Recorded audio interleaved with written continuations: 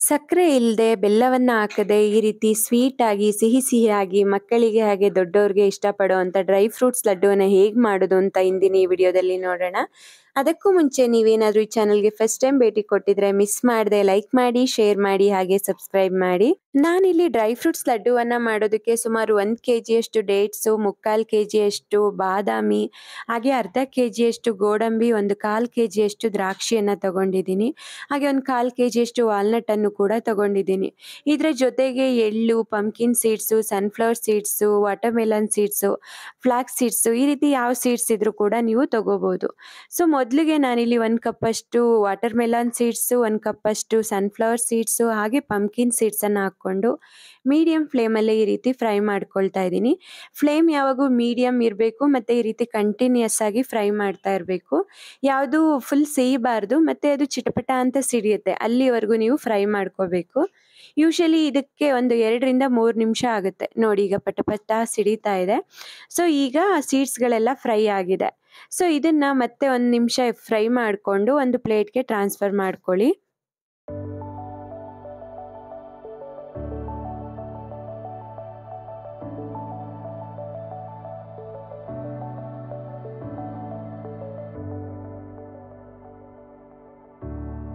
ಈಗ ಅದೇ ಬಾಣಲಿಗೆ 1 ಕಪ್ಪಷ್ಟು ಫ್ಲಾಕ್ಸ್ ಸೀಡನ್ನು ಕೂಡ ಹಾಕ್ಕೊಂಡು ಫ್ರೈ ಮಾಡ್ಕೊಳ್ತಾ ಇದ್ದೀನಿ. ಇದರಲ್ಲಿ ತುಂಬ ಆಂಟಿ ಆಕ್ಸಿಡೆಂಟ್ಸ್ ಜಾಸ್ತಿ ಇರುತ್ತೆ. ಸೊ ತುಂಬ ಒಳ್ಳೆಯದು. ಮಕ್ಕಳಿಗೆ ಡೈರೆಕ್ಟ್ ಕೊಟ್ಟರೆ ಸ್ವಲ್ಪ ಜೆಲ್ಲಿ ಥರ ಆಗುತ್ತೆ, ಅಷ್ಟು ಒಳ್ಳೆಯದಲ್ಲ. ಸೊ ಈ ರೀತಿ ಡ್ರೈ ಫ್ರೂಟ್ಸ್ ಪೌಡ್ರು, ಈ ರೀತಿ ಚಟ್ನಿ ಪೌಡ್ರುಗಳನ್ನು ಮಾಡಿಕೊಂಡು ಕೊಟ್ಟರೆ ತುಂಬ ಬೆಸ್ಟ್. ನೋಡಿ ಇದು ಕೂಡ 1 ನಿಮಿಷ ಆಗಿದೆ.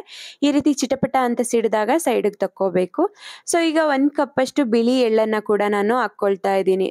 ಸೊ ಮೈ ಕೈ ಹೊಡೆಯೋದು ಮತ್ತು ಏನಾದರೂ ಲೈಕ್ ಬಾಡಿಗೆ ಎಣ್ಣೆ ಬೇಕು ಅಂದರೆ ಈ ರೀತಿ ಎಳ್ಳಿನ ಪದಾರ್ಥಗಳನ್ನು ಮಕ್ಕಳಿಗೆ ಕೊಡೋದು ತುಂಬ ಒಳ್ಳೆಯದು. ಸೊ ಹಾಗಾಗಿ ಇದು ಕೂಡ ಚಿಟಪಟ ಅಂತ ಸಿಡಿದ ಮೇಲೆ ತಕ್ಕೊಂಡು ಸೈಡ್ಗೆ ಇಟ್ಕೊಂಡೆ. ಸೊ ಈ ಎಲ್ಲ ಸೀಡ್ಸ್ಗಳನ್ನು ಒಂದು ಸಪ್ರೇಟ್ ಪ್ಲೇಟ್ಗೆ ಹಾಕಿ ಇಟ್ಕೊಳ್ಳಿ. ಸೊ ಈಗ ಬಾದಾಮಿಯನ್ನು ನಾನು ಹುರ್ಕೊಳ್ತಾ ಇದ್ದೀನಿ. ದ್ರಾಕ್ಷಿ, ಗೋಡಂಬಿ, ಬಾದಾಮಿ ಇವುಗಳನ್ನು ಕೂಡ ನಾವು ಫ್ರೈ ಮಾಡಿಕೊಂಡು ಸಪ್ರೇಟಾಗಿ ಇಟ್ಕೋಬೇಕು. ನೋಡಿ ಬಾದಾಮಿ ಸುಮಾರು ಒಂದು 5 ರಿಂದ 6 ನಿಮಿಷ ಆಗಿದೆ ಫ್ರೈ ಮಾಡೋದಕ್ಕೆ ಸ್ಟಾರ್ಟ್ ಮಾಡಿ. ಸೊ ಇದಕ್ಕೆ ಕೂಡ ನಾನೀಗ ಗೋಡಂಬಿಯನ್ನು ಮಿಕ್ಸ್ ಮಾಡ್ಕೊಳ್ತಾ ಇದ್ದೀನಿ. ನಾನಿಲ್ಲಿ 3/4 kg ಬಾದಾಮಿ ಹಾಗೆ ಅರ್ಧ kg ಗೋಡಂಬಿಯನ್ನು ತಗೊಂಡಿದ್ದೀನಿ. ಎಲ್ಲವನ್ನು ಈಗ ಫ್ರೈ ಮಾಡ್ಕೊಂಡಾಗಿದೆ. ಗೋಡಂಬಿನ ನೀವು ಒಂದ್ಸರಿ ಹಿಂಗೆ ಕಟ್ ಮಾಡಿದ್ರೆ ಅದು ಪಟ್ ಅಂತ ಕಟ್ ಆಗಬೇಕು, ಅಷ್ಟು ಕ್ರಿಸ್ಪಿ ಥರ ಆಗಬೇಕು ಸಾಕು. ಸೊ ನೋಡಿ ಈಗ ಇದೆಲ್ಲವನ್ನು ಫ್ರೈ ಮಾಡ್ಕೊಂಡಿದ್ದೀನಿ. ಇದನ್ನು ಕೂಡ ಒಂದು ಸಪ್ರೇಟ್ ತಟ್ಟೆಗೆ ತಕ್ಕೊಳ್ತಾ ಇದ್ದೀನಿ. ಸೊ ಸೀಡ್ಸ್ ಜೊತೆ ಇದನ್ನು ಮಿಕ್ಸ್ ಮಾಡಬೇಡಿ, ಏಕೆಂದರೆ ಇದಕ್ಕೆ ಗ್ರೈಂಡ್ ಆಗೋದಕ್ಕೆ ಜಾಸ್ತಿ ಟೈಮ್ ಬೇಕಾಗುತ್ತಲ್ಲ, ಹಾಗಾಗಿ. ಸೊ ಈಗ ಅದೇ ಬಾಣಲಿಗೆ ವಾಲ್ನಟ್ಟನ್ನು ಕೂಡ ಹಾಕ್ಕೊಂಡು ಇದನ್ನು ಲೋ ಫ್ಲೇಮಲ್ಲಿ ಫ್ರೈ ಮಾಡ್ಕೋಬೇಕು. ಹೈ ಅಥವಾ ಮೀಡಿಯಂ ಫ್ಲೇಮಲ್ಲಿ ಫ್ರೈ ಮಾಡಿಕೊಂಡ್ರೆ ಆಯಿಲ್ ಬಿಟ್ಬಿಡುತ್ತೆ. ಸೊ ಹಾಗಾಗಿ ವಾಲ್ನಟ್ನ ಲೋ ಫ್ಲೇಮಲ್ಲಿ ಒಂದು 2 ನಿಮಿಷ ಫ್ರೈ ಮಾಡಿಕೊಂಡ್ರೆ ಸಾಕು, ತುಂಬ ಹೊತ್ತು ಕೂಡ ಬೇಡ, ಆಯಿಲ್ ಬಿಟ್ಬಿಡುತ್ತೆ.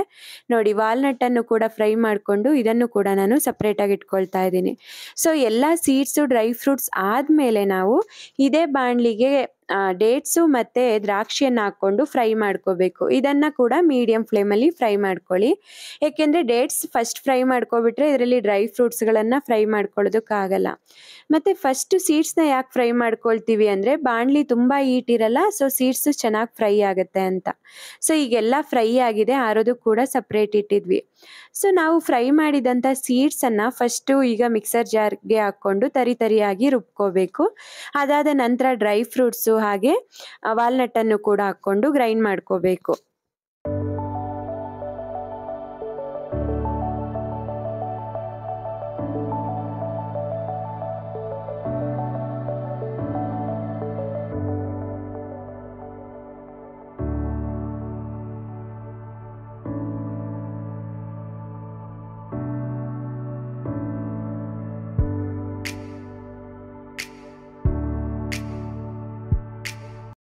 ಸೊ ಈಗ ಡ್ರೈ ಫ್ರೂಟ್ಸ್ನೆಲ್ಲ ಗ್ರೈಂಡ್ ಮಾಡ್ಕೊಂಡಾಗಿದೆ. ಏನಾದರೂ ತರಿ ಪೀಸ್ ಏನಾದರೂ ಸಿಕ್ಕಿದ್ರೆ ಇದನ್ನು ತಕ್ಕೊಂಡು ಇದ್ರ ಜೊತೆ ವಾಲ್ನಟ್ಗೂ ಹಾಕ್ಕೊಂಡು ಮಿಕ್ಸ್ ಮಾಡಿ ಒಂದು ಗ್ರೈಂಡ್ ಕೊಡ್ತೀವಿ.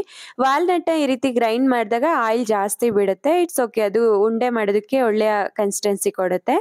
ಸೊ ಈಗ ಡೇಟ್ಸು ಮತ್ತು ರೇಸಿನ್ಸ್ನ ಹಾಕ್ಕೊಂಡು ಅದಕ್ಕೆ 1 ಸ್ಪೂನಷ್ಟು ತುಪ್ಪವನ್ನು ಹಾಕ್ಕೊಂಡು ಬ್ಲೆಂಡ್ ಮಾಡ್ಕೊಳ್ಳಿ.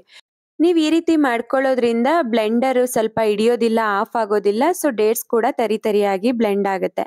ಇದೇ ರೀತಿ ಒಂದು 3 ಸರಿ ಆಗುತ್ತೆ. 3 ಇದಕ್ಕೂ ಡೇಟ್ಸು, ರೇಸಿನ್ಸು ಸ್ವಲ್ಪ ತುಪ್ಪವನ್ನು ಹಾಕ್ಕೊಂಡು ಬ್ಲೆಂಡ್ ಮಾಡ್ಕೋಬೇಕು. ನೋಡಿ ಈಗ ಬ್ಲೆಂಡ್ ಮಾಡ್ಕೊಂಡಿರೋಂಥ ಡೇಟ್ಸನ್ನು ಕೂಡ ನಾನು ಸಪ್ರೇಟ್ ಇಟ್ಟಿದ್ದೀನಿ. ಸೊ ಈಗ ಡ್ರೈ ಫ್ರೂಟ್ಸ್ ಪೌಡರ್ ಕೂಡ ಕಂಪ್ಲೀಟ್ ಆಗಿ ರೆಡಿ ಆಗಿದೆ. ಸೊ ಈಗ ಪೌಡರನ್ನು ಸ್ವಲ್ಪ ತೆಗೆದು ಸೈಡ್ಗೆ ಇಟ್ಕೊಳ್ತೀನಿ. ಯಾಕೆಂದರೆ ಕೆಲವು ಟೈಮ್ ಮಕ್ಕಳಿಗೆ ಹಾಲಲ್ಲಿ ಹಾಕ್ಕೊಡೋದಕ್ಕೆ ಬರೀ ಪೌಡರನ್ನು ಮಿಕ್ಸ್ ಮಾಡಿ ಕೊಡ್ತೀನಿ. ಸೊ ಅವಾಗ ಅವ್ರಿಗೆ ಉಂಡೆ ಏನು ಕೊಡಲ್ಲ ಅಲ್ಲ, ಹಾಗಾಗಿ ಈ ರೀತಿ ಸ್ವಲ್ಪ ಪೌಡರನ್ನೆಲ್ಲ ಚೆಂದ ಮಿಕ್ಸ್ ಕೊಟ್ಬಿಟ್ಟು ಸ್ವಲ್ಪ ತೆಗೆದು ಸೈಡ್ಗೆ ಇಟ್ಕೊಳ್ತೀನಿ. ಇದನ್ನು ಮತ್ತೊಮ್ಮೆ ಮಿಕ್ಸರ್ ಜಾರ್ಗೆ ಹಾಕಿ ಕಂಪ್ಲೀಟ್ ಪೌಡರ್ ಆಗಿ ಮಾಡ್ಕೋಬೇಕು. ಸೊ ಇಲ್ಲಿ ಸುಮಾರು ಒಂದು 500 ಗ್ರಾಮ್ ಅಷ್ಟು ಡ್ರೈ ಫ್ರೂಟ್ಸ್ ಪೌಡರನ್ನು ತೆಗೆದು ಸೈಡ್ಗೆ ಇಟ್ಕೊಂಡಿದ್ದೀನಿ. ಈಗ ಸ್ವಲ್ಪನೇ ಡೇಟ್ಸು ಮತ್ತು ರೆಸಿನ್ಸ್ನ ನಾನು ಬ್ಲೆಂಡ್ ಮಾಡ್ಕೊಂಡಿದ್ನಲ್ಲ, ಅದನ್ನು ಡ್ರೈ ಫ್ರೂಟ್ಸ್ ಪೌಡರ್ಗೆ ಹಾಕ್ಕೊಂಡು ಮಿಕ್ಸ್ ಮಾಡ್ಕೊಳ್ತಾ ಇದ್ದೀನಿ. ಹಾಗೆ ಸ್ವಲ್ಪ ತುಪ್ಪವನ್ನು ಕೂಡ ಹಾಕ್ಕೊಳ್ತಿದ್ದೀನಿ. ಸೊ ಅವಾಗ ಕೈಗಂಟಲ್ಲ ಮತ್ತು ಇದು ಒಳ್ಳೆ ಕನ್ಸಿಸ್ಟೆನ್ಸಿ ಕೊಡುತ್ತೆ. ಸೊ ಏಲಕ್ಕಿನ ಈಗ ಲಾಸ್ಟ್ಗೆ ಹಾಕ್ಕೊಳ್ತಾ ಇದ್ದೀನಿ. ಸೊ ಏಲಕ್ಕಿ ಪುಡಿಯನ್ನು ಕೂಡ ಈಗ ಲಾಸ್ಟ್ಗೆ ಮಿಕ್ಸ್ ಮಾಡಿ ಸ್ವಲ್ಪನೇ ಡೇಟ್ಸನ್ನು ಮಿಕ್ಸ್ ಮಾಡಿ ಒಂದು ಕನ್ಸಿಸ್ಟೆನ್ಸಿಗೆ ತಗೊಳ್ತಾ ಇದ್ದೀನಿ.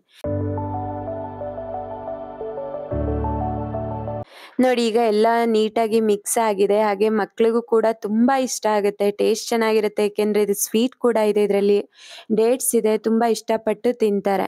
ಸೊ ನೀವು ಒಮ್ಮೆ ಈ ರೀತಿ ಏನಾದರೂ ಟೈಮ್ ಸಿಕ್ಕಿದಾಗ ಈ ರೀತಿ ಡ್ರೈ ಫ್ರೂಟ್ಸ್ ಲಡ್ಡುವನ್ನು ಮಾಡ್ಕೊಳ್ಳಿ. ಹಾಗೆ ಡ್ರೈ ಫ್ರೂಟ್ಸ್ ಪೌಡರನ್ನು ಮಾಡಿಕೊಂಡು ಮನೇಲಿ ಇಟ್ಕೊಳ್ಳಿ. ಸೊ ಹಾಗಾಗಿ ಮಕ್ಕಳಿಗೆ ಏನಾದರೂ ಬೇಕಾದಾಗ ಇಮಿಡಿಯೇಟ್ ಹಾಲಿಗೆ ಹಾಕ್ಕೊಟ್ರೆ ತುಂಬ ಚೆನ್ನಾಗಿರುತ್ತೆ. ಅಥವಾ ಏನಾದರೂ ಸರಿ ಮಾಡಿದಾಗ ಸರಿಗೂ ಕೂಡ ಈ ಡ್ರೈ ಫ್ರೂಟ್ಸ್ ಪೌಡರನ್ನು ಹಾಕಿ ಕೊಡ್ಬೋದು. ಸೊ ನೀವು ಈ ರೆಸಿಪಿಯನ್ನು ಟ್ರೈ ಮಾಡಿ ಹೇಗೆ ಬಂತು ಅಂತ ಕಮೆಂಟ್ ಬಾಕ್ಸಲ್ಲಿ ತಿಳಿಸಿ. ಹಾಗೆ ನಿಮ್ಗೆ ಈ ವಿಡಿಯೋ ಇಷ್ಟ ಆಗಿದ್ರೆ ಮಿಸ್ ಮಾಡದೆ ಲೈಕ್ ಮಾಡಿ, ಶೇರ್ ಮಾಡಿ. Thank you so much friends.